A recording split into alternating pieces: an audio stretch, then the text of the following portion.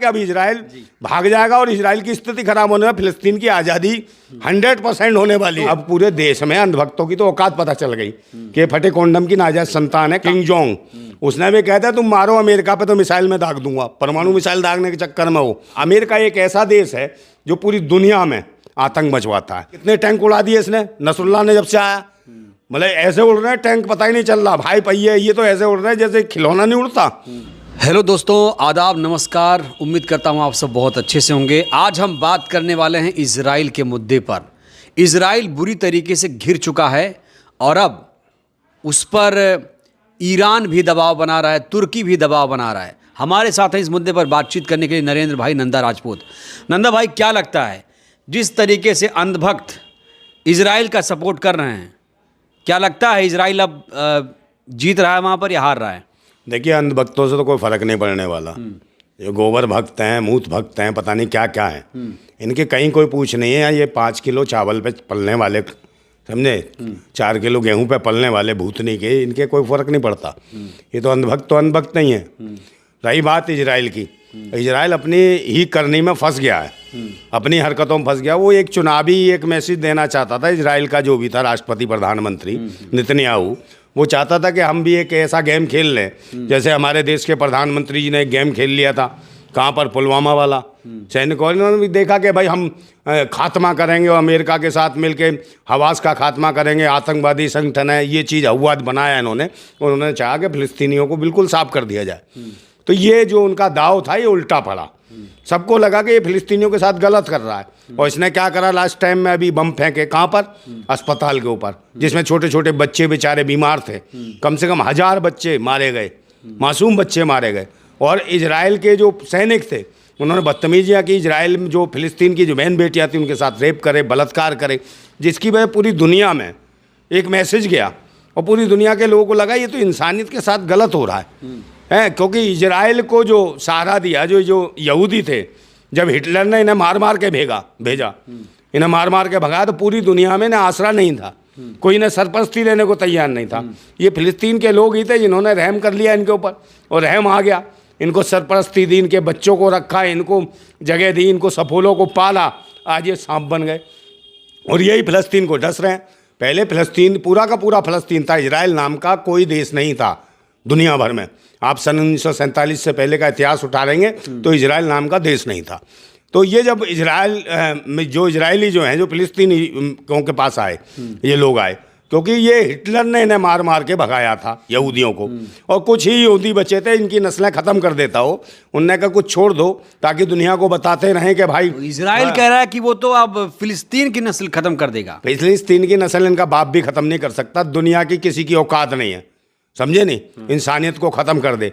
फिलिस्तीन के लोग मासूम हैं, मजबूर हैं, गरीब हैं, शोषित हैं, वंचित हैं इस वक्त, हैं, समझे नहीं। वो कह रहे हैं हमारी मदद करो, और वो ऐसे नहीं है कि दुनिया के साथ किसी के साथ गलत करें, इंसानियत के साथ, समझे नहीं। उन्हें एक निशाना बनाया जा रहा है इजराइल के प्रधानमंत्री के द्वारा। वो सोच रहा है कि इनके हम फिलिस्तीन को दबा देंगे तो इजरायली लोग समर्थन कर देंगे वोट में हमें, जो चुनाव आ रहा है नज़दीक। मगर स्थिति क्या है, आज जो है इजराइल का प्रधानमंत्री खुद फंस गया है। कैसे? क्योंकि आज जो है जब से ये हमास आया, हमास जो है क्रांतिकारी संगठन बन गया। ये कल तक इसे आतंकवादी बताते थे, जो कि आतंकवादी संगठन जो तैयार करा था इजराइल नहीं करा था। हमास को जो बनाने वाला था वो इजराइल ही था, और इसको हथियार देने वाला अमेरिका था। जब इसे लगा कि यार फिलिस्तीन के साथ गलत कर रहा है इजराइल और अमेरिका, तो कहीं ना कहीं हमास का जमीर जाग गया और वो क्रांतिकारी हो गया। उसने कहा फिलिस्तीन की आज़ादी हमें दिलानी है। वो फिलिस्तीन की आज़ादी के लिए खड़ा हो गया। जब इसका परिवर्तन हुआ, हृदय परिवर्तन किसका? हमास का। तो इसको देख के फिर वो भी आ गया, हिजबुल्लाह जो संगठन है, उसका जो मालिक है नसरुल्लाह, भाई वो तो बड़ा खतरनाक है। वो तो पता नहीं ऐसे गुल्ले फुल्ले पता नहीं क्या क्या फेंक रहा हो, धमाके। उनने जब उसकी सेना ने जो बरसाया ना वहाँ मिसाइलें जो दागी हैं, इजराइल की हालत खराब हो गई नेतन्याहू की, रोने लगा, समझे, खून से टपकने लगी, उसके पिछवाड़ा गीला हो गया। ये स्थिति आज की डेट में। और वो जो है 12-13 जो बड़े बड़े महानगर हैं वो खाली कराए इसने। फिर उसके बाद हूती आ गया, एक और संगठन, वो उससे भी खतरनाक है साला। हूती तो इतना खतरनाक है, वो कह रहा है इसकी नेतन्याहू के नाक कान काटने, नाक कान काट देंगे। हाँ, वो कह रहे हैं वहीं इसके नाक कान काट के वहीं डालने हैं उसी अस्पताल के पास, और वहीं जोड़ के दिखाएंगे कैसे बच्चों का तूने कत्ल करा सरेआम, हैं फिलिस्तीनी बच्चों का।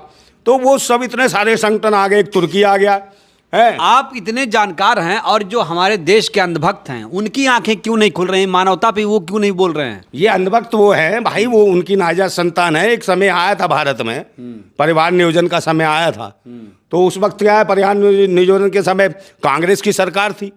कांग्रेस सरकार ने उस टाइम में काम किया कि भाई उस टाइम बनाया कॉन्डोम निरोध, तो उस वक्त कांग्रेस ने ध्यान नहीं दिया, उसमें कॉन्डोम घोटाला हो गया।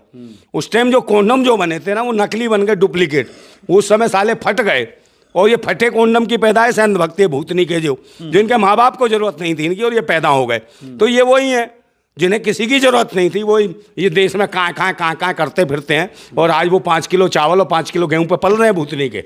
ये वो है अंधभक्त, समझे। इन्हें कोई जानकारी नहीं है राष्ट्र के बारे में पता, ना देश के बारे में पता, क्योंकि ये तो लेकिन प्रधानमंत्री ने भी पहले इजराइल का समर्थन किया, बाद में फिलिस्तीन के साथ आया। देखिए, हमने तो शुरू से फिलिस्तीन के समर्थन में थे, क्योंकि हमें विदेश नीति पता है भारत की। भारत का संविधान क्या कहता है? भारत का संविधान कहता क्या है विदेश नीति भारत की? भारत की विदेश नीति शुरू से रही है भारत का संविधान भी है, संविधान के ऊपर विदेश नीति चलती है। संविधान क्या कहता है क्या? तब तो विदेश नीति चलेगी। विदेश नीति ये है हमारे भारत के संविधान की कि जो दबा है, कुचला है, मजलूम है, शोषित है, वंचित है, उसके समर्थन में खड़े हो, उसके साथ खड़े हो। तो स्थिति किसकी है खराब? फिलिस्तीन की। फिलिस्तीन की ज़मीन को खींचा गया, ज़मीन को लूटा गया, उनके घर घरौंदों को तोड़ा गया, उनकी बहन बेटियों की इज्जतों को लूटा, समझे। जहाँ 100% जो फिलिस्तीन था, आज की स्थिति में 10-12% फिलिस्तीन बचा है, तो उसको भी ये छीनना चाहते हैं। एक बात बताइए, किसी के घर में ज़बरदस्ती कब्जा करोगे तो उसका विरोध नहीं करेगा कोई? करेगा। और कौन कर रहा है हमले? इजराइल कर रहा है, बार बार कर रहा है, और उसका साथ दे रहा है अमेरिका। अमेरिका एक ऐसा देश है जो पूरी दुनिया में आतंक मचवाता है, नए नए संगठन तैयार करता है जगह जगह पूरी दुनिया के अंदर। ये पूरी दुनिया जान चुकी है, और फिर बाद में जब लगता है कि फंस जाता है, तो यही हालत आज अमेरिका की हो रही है। अमेरिका भी पीछे पांव खींच रहा है, समझे। आपने देखा कि इस्लाम तो इसका मतलब नेतन्याहू अलग थलग पड़ गए नंदा भाई। नेतन्याहू को तो मैं तो कहता रहा हूँ, बैठे तो उसके नाक कान काटने के लिए, समझे। और वो नसरुल्लाह तो कहता है, पता कैसे करता, बात भी उसके देखो, बूम ऐसे फेंक देता हो। भाई साहब इतने खतरनाक हैं वो, ऐसे चलते हैं जैसे रॉबर्ट नहीं चलते, ऐसे उसकी फौज है। हिजबुल्लाह जो फौज है वो रॉबर्ट की तरह चलते, एक तरह बस बटन दबा दिया, वो ये नहीं देखते गोली कहाँ से आ रही क्या आ रही, वो तो सीधे चलते जाते हैं। वो रौंद रहे हैं, नगर के नगर दबा दिया, भाग रहे हैं, खाली कर रहा है इजराइल।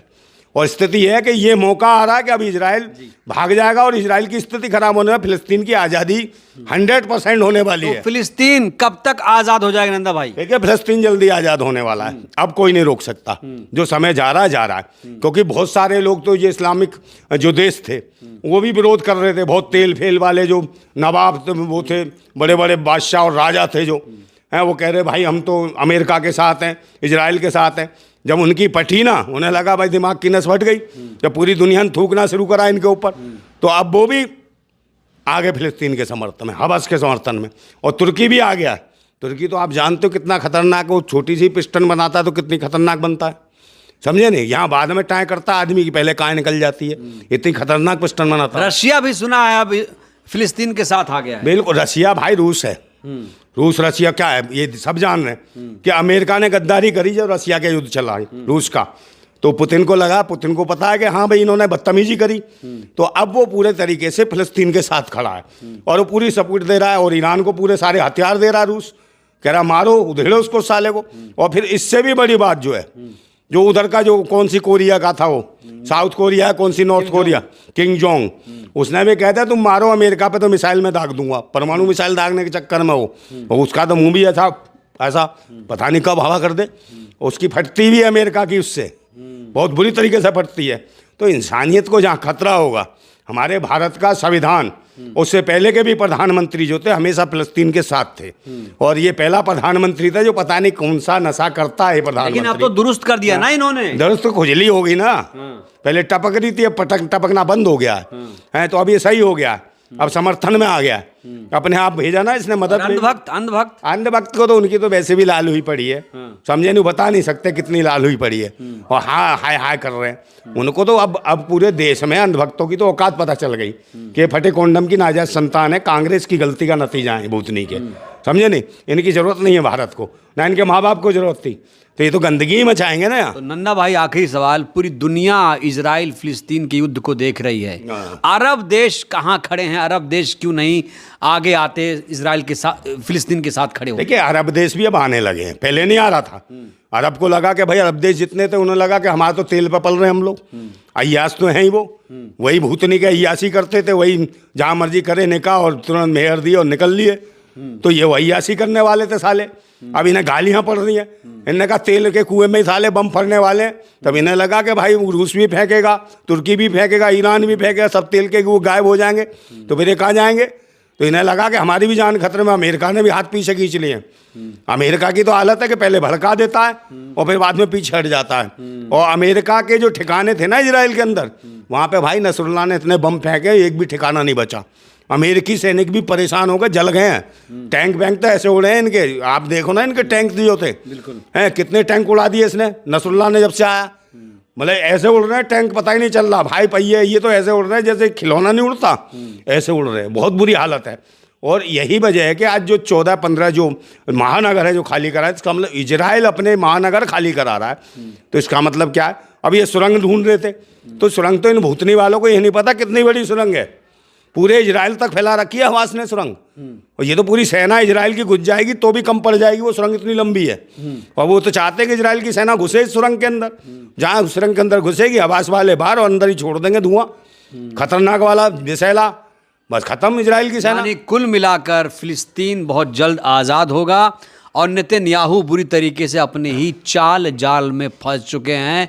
और जैसा कि हूती और हिजबुल्ला तमाम संगठन अब फिलिस्तीन के साथ आ चुके हैं और अब नेतन्याहू की इजराइल की उल्टी गिनती शुरू हो चुकी है। तो फिलहाल के लिए इस वीडियो में इतना ही। अपनी टिप्पणी, अपनी राय आप लोग ज़रूर दीजिए। बातचीत कैसी लगी, अपनी प्रतिक्रिया आप लोग ज़रूर दीजिएगा। शुक्रिया।